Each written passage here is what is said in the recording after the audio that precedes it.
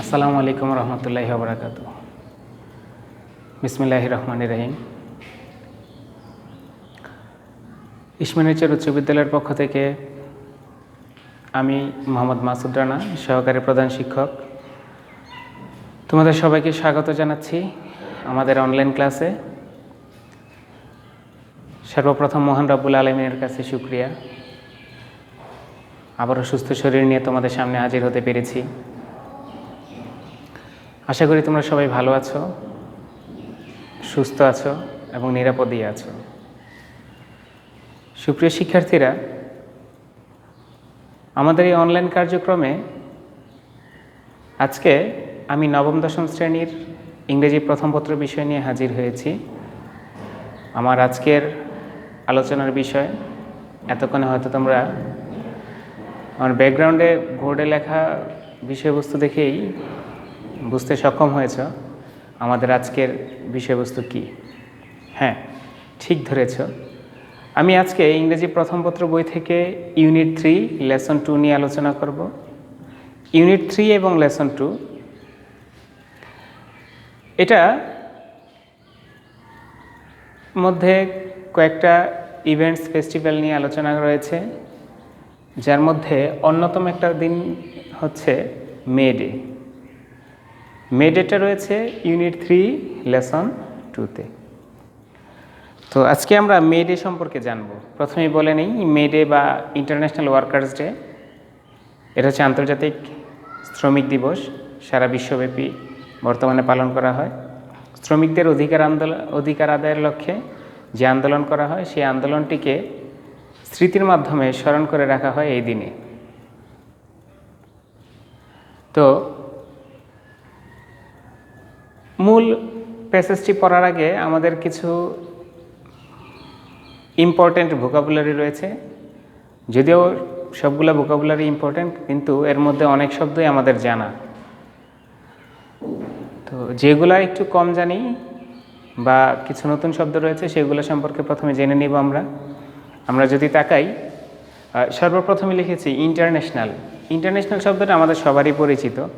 এটা হচ্ছে একটা অ্যাডজেক্টিভ, যার বাংলা শব্দের অর্থ হচ্ছে আন্তর্জাতিক। এরপরে রয়েছে অবজার্ভ, মানে হচ্ছে উদযাপন।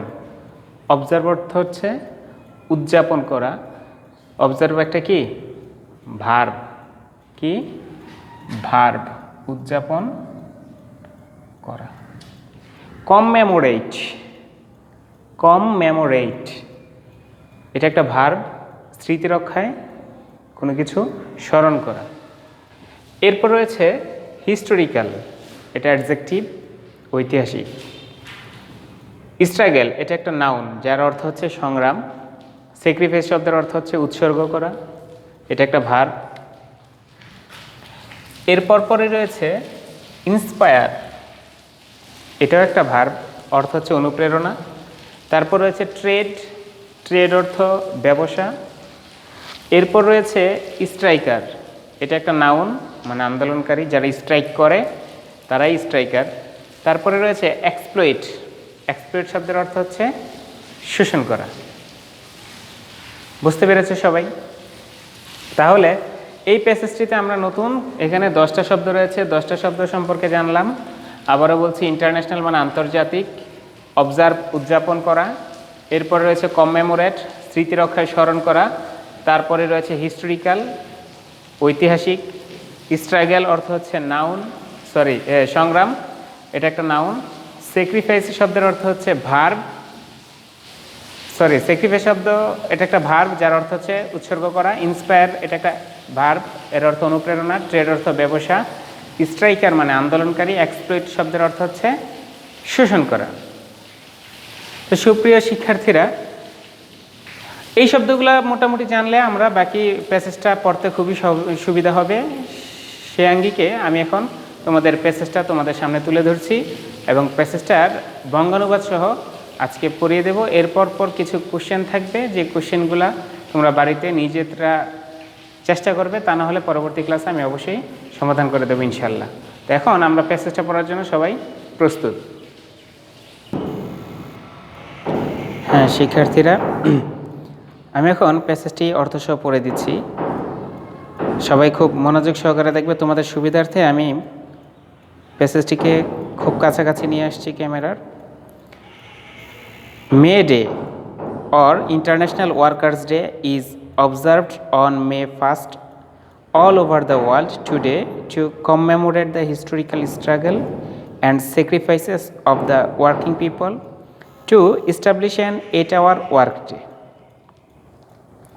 মে ডে, মে দিবস অথবা ইন্টারন্যাশনাল ওয়ার্কার্স ডে, আন্তর্জাতিক শ্রমিক দিবস, ইজ অবজার্ভড, উদযাপিত হয়, অন মে 1st, মে মাসের 1 তারিখ, অল ওভার দ্য ওয়ার্ল্ড, সারা পৃথিবীব্যাপী, টুডে, বর্তমানে, to commemorate the historical struggle, to commemorate the historical struggle, ঐতিহাসিক সংগ্রাম এবং sacrifice of the working people, আত্মত্যাগ কাদের? অব দ্য ওয়ার্কিং পিপল, শ্রমজীবী লোকদের, to establish an 8-hour work day, দৈনিক 8 ঘন্টা কাজকে প্রতিষ্ঠিত করার জন্য। তাহলে সম্পূর্ণ সেন্টেন্সটার অর্থ কী দাঁড়ালো? দৈনিক 8 ঘন্টা কর্মদিবসেরকে প্রতিষ্ঠিত করার জন্য মে ডে বা আন্তর্জাতিক শ্রমিক দিবস বর্তমানে সারা পৃথিবীব্যাপী স্মরণ করা হয় ওই ঐতিহাসিক সংগ্রাম এবং তাদের আত্মত্যাগের জন্য। তারপর, it is a public holiday in almost all the countries of the world, এটা প্রায় বিশ্বের সব দেশেই সরকারি ছুটির দিন। Since the industrial revolution in the 18th and 19th centuries in Europe and the US, অর্থাৎ since the industrial revolution, industrial মানে শিল্প, রিভলিউশন মানে হচ্ছে বিপ্লব। সিন্স দ্য ইন্ডাস্ট্রিয়াল রিভলিউশন, শিল্প বিপ্লবের সময়, কখন সেটা? In the 18th and 19th centuries, অষ্টাদশ এবং ঊনবিংশ শতাব্দীর দিকে, in Europe and the US, Europe এবং আমেরিকাতে, the workers in mills and factories, mill এবং ফ্যাক্টরির শ্রমিকরা, had been working a long shift, তারা দীর্ঘ সময় কাজ করত, 14 or even more hours a day, 14 ঘন্টা অথবা তার চেয়েও বেশি একদিনে। তাহলে কি সম্পূর্ণ লাইনটার অর্থ দাঁড়ালো? অষ্টাদশ এবং ঊনবিংশ শতাব্দীর দিকে যখন শিল্প বিপ্লব হয়, তখন ইউরোপ এবং আমেরিকাতে শ্রমিকরা মিল ফ্যাক্টরিতে দীর্ঘ সময় কাজ করত, 14 ঘন্টা, এমনকি তার চাইতেও বেশি। অন মে 1st in 1886, 1886 সালের মে মাসের 1 তারিখ, inspired by the trade unions, ব্যবসায়ী সংগঠনের দ্বারা অনুপ্রাণিত হয়ে, half of the workers at the McCormick harvesting machine company in Chicago, শিকাগোর এমসি কর্মিক হারভেস্টিং মেশিন কোম্পানির প্রায় অর্ধেক শ্রমিক ওয়েন্ট অন স্ট্রাইক, আন্দোলনে চলে গিয়েছিল, demanding an 8-hour work day, দৈনিক 8 ঘন্টা কর্মদিবসের জন্য। 2 days later, 2 দিন পর, a workers rally was held near the McCormick harvest machine company, 2 দিন পর আ ওয়ার্কার্স র্যালি, একটি শ্রমিকদের সমাবেশ বা শোভাযাত্রা অনুষ্ঠিত হয়েছিল। কোথায় সেটা? Near the McCormick harvester machine company, McCormick harvest machine কোম্পানির সামনে। And about 6,000 workers joined it, এবং প্রায় 6,000 শ্রমিক সেটাতে যোগদান করেছিল। The rally was addressed by the labour leaders, ওই র্যালির নেতৃত্ব দিয়েছিল কারা? শ্রমিক নেতারা। They urged the workers to stand together, তারা অনুরোধ করেছিল, তারা বলেছিল শ্রমিকদেরকে একত্রে অবস্থান নিতে, to go on with their struggle, তাদের সংগ্রাম চালিয়ে যেতে, and not to give in to their buses, এবং তাদের কর্মকর্তাদের কথায় কান না দিতে। অ্যাট ওয়ান পয়েন্ট, একটা সময়ে, অফ দ্য র্যালি, ওই সমাবেশের একটা সময়ে, some strike breakers started leaving, কিছু আন্দোলনকারীরা কি করেছিল? সাম স্ট্রাইক ব্রেকার্স, কিছু আন্দোলন ভঙ্গকারীরা started leaving the meeting place, ওই সমাবেশ স্থল ত্যাগ করতে শুরু করেছিল। The strikers went down the street, আন্দোলনকারীরা রাস্তায় গিয়েছিল টু ব্রিং দেম ব্যাক, তাদেরকে ফিরিয়ে আনতে। সাডেনলি, হঠাৎ করে, about 200 policeman attacked them with clubs and রিভলভার্স, প্রায় 200 পুলিশ তাদেরকে আক্রমণ করে লাঠি মুগুর নিয়ে এবং রিভলভার বা বন্দুক নিয়ে। One striker was killed instantly, একজন আন্দোলনকারী তৎক্ষণাৎ মারা গিয়েছিল। 5 or 6 others war seriously wounded, 5-6 জন ভয়াবহভাবে আহত হয়েছিল। And many others war injured, এবং অনেকেই আঘাতপ্রাপ্ত হয়েছিল। দ্য ইভেন্টস অফ মে 1, 1886, 1886 সালের মে মাসের 1 তারিখ, আর এ রিমাইন্ডার, এটা একটা স্মৃতিচারণ, দ্যাট যে workers will continue to be exploited, workers will continue to be exploited. Exploited শব্দ, এক্সপ্লয়েট অর্থ কী বলেছিলাম আমরা? শোষণ করা। যে এই 1886 সালের মে মাসের 1 তারিখের এই ঘটনা আমাদেরকে স্মৃতিচারণ করে দেয় যে workers will continue to be exploited until they stand up and speak out to gain better working conditions, better pay and better lives.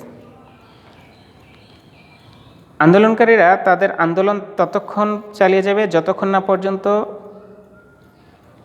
They stand up and speak out to gain, তারা কথা বলতে না পারবে, যতক্ষণ না পর্যন্ত তারা না পাবে, তারা অর্জন করতে না পারবে বেটার ওয়ার্কিং কন্ডিশনস, ভালো কর্মপরিবেশ, বেটার পে, ভালো বেতন, এবং বেটার লাইফস, ভালো জীবনযাপন যতক্ষণ না পর্যন্ত তারা করতে পারবে, তারা তাদের এই আন্দোলন চালিয়ে যাবে।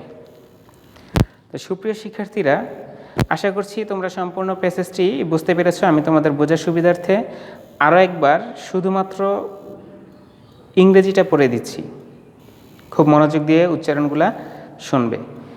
May Day or International Workers' Day is observed on May 1st all over the world today to commemorate the historical struggle and sacrifices of the working people to establish an 8-hour workday. It is a public holiday in almost all the countries of the world. Since the Industrial Revolution in the 18th and 19th centuries in Europe and the US, the workers in mills and factories had been working a long shift, 14 or even more hours a day. On May 1st in 1886, inspired by the trade unions, half of the workers at the MC Cormick Harvesting Machine Company in Chicago went on strike demanding an 8-hour workday. 2 days later, a workers' rally was held near the MC Cormick Harvest Machine Company and about 6,000 workers joined it. The rally was addressed by the labor leaders. They urged the workers to stand together, to go on with their struggle, and not to give in to their bosses. At one point of the rally, some strikebreakers started leaving the meeting place. The strikers went down the street to bring them back. Suddenly, about 200 policemen attacked them with clubs and revolvers. One striker was killed instantly. 5 or 6 others were seriously wounded, and many others were injured. The events of May 1st, 1886 are a reminder that workers will continue to be exploited until they stand up and speak out to gain better working conditions, better pay and better lives. আশা করছি তোমরা প্যাসেজটি বুঝতে পেরেছো সবাই, এবং এখন আমি তোমাদেরকে কিছু বাড়ির কাজ দিয়ে দিচ্ছি। হোমওয়ার্কগুলা কয়েকটা কোশ্চেন অ্যান্সার তোমরা করবা, আমি কোশ্চেনগুলো বোর্ডে তুলে দিচ্ছি, তোমরা খাতা কলম নিয়ে প্রস্তুত হও বোর্ড থেকে কোশ্চেনগুলো তুলে নেওয়ার জন্য। ঠিক আছে প্রিয় শিক্ষার্থীরা, তোমরা প্রশ্নগুলো তুলে নাও তোমাদের যার যার খাতায়। আমি একবার বলে দিচ্ছি প্রশ্নগুলো। Who lead the workers? Who lead the workers?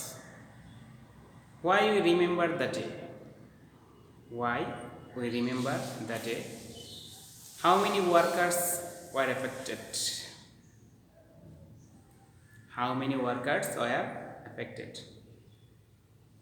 What labor leaders said to the workers? What labor leaders said to the workers? Last question. From the last sentence of the passage, what do we know about the demand of workers? From the last sentence of the passage, what do we know about the demand of workers?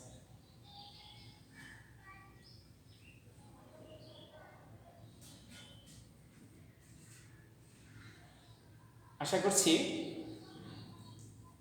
এতক্ষণে তোমাদের প্রশ্নগুলো যার যার খাতায় তুলে নেওয়া হয়েছে। তোমরা প্যাসেজটা আরও একবার নিজেরা পড়ার মাধ্যমে প্রশ্নগুলোর উত্তর লেখার চেষ্টা করবে। তো সেই প্রত্যাশায় আমি বিদায় নিচ্ছি। আসসালামু আলাইকুম রহমতুল্লাহ।